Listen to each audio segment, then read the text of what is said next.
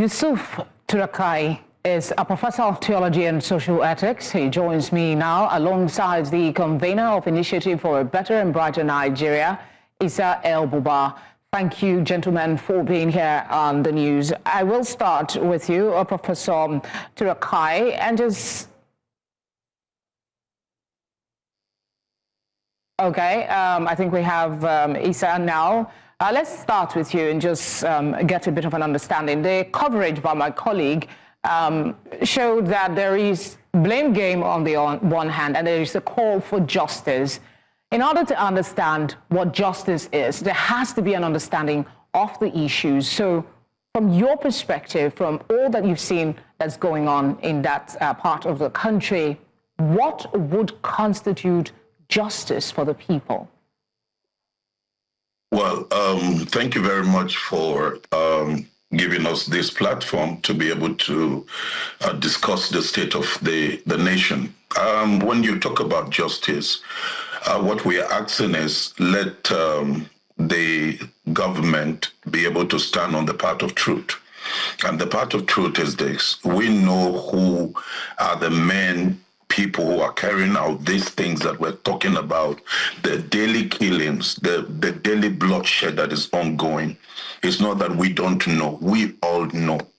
So talking about going into the written reports and the white papers and all of that, we've gone past all of that. We all know who are the perpetrators of this thing. So when you want to carry out the justice, this is what you do. You just go to the bottom of what it is, deal with it. And that is deal with the people who have made up their mind that they will have to eliminate or they will have to displace a people who own their own land. That is the simple thing. It's not a header and the farmers clash. This is an intentional genocide, and we must call it the way it is. If we don't call it the way it is, then we're not going to find solution. So if the problems are known, because we've had this conversation quite a number of times, if the problems, the root causes, the perpetrators are known, what is stopping the federal government from taking action to stop this crisis from the Middle Belt and allow the security in that area to grow? I will tell you the political will. The political will to carry this thing. Everybody knows what the problem is. And that's the reason why you find what is going on, whether it is in Katsina, whether it is in Zafara, coming down to the Middle Belt, is the same thing. It's just the political will to say, look here, we're going to address this matter once and for all.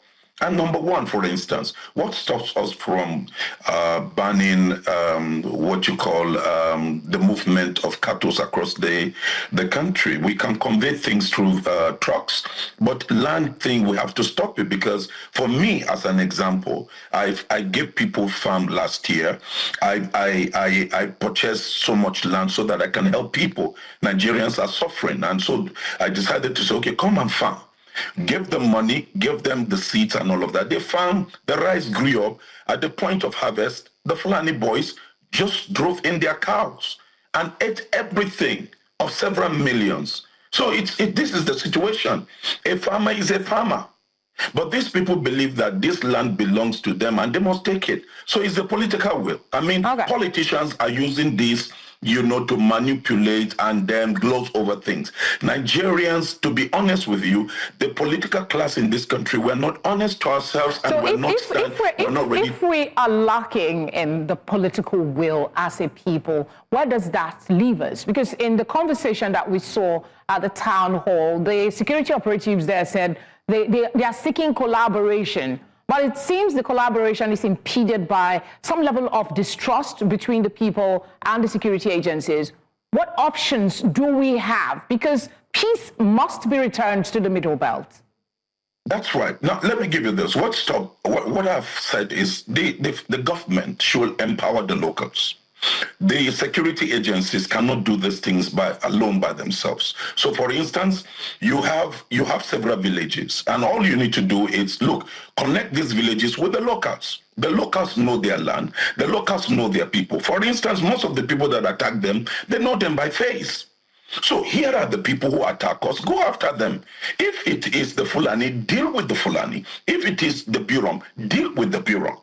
And you bring an end to this. But you cannot continue to give certain people, let me use the word, the liberty to keep attacking, keep killing. You said you're going after them, you bring them to book, and you have never brought one.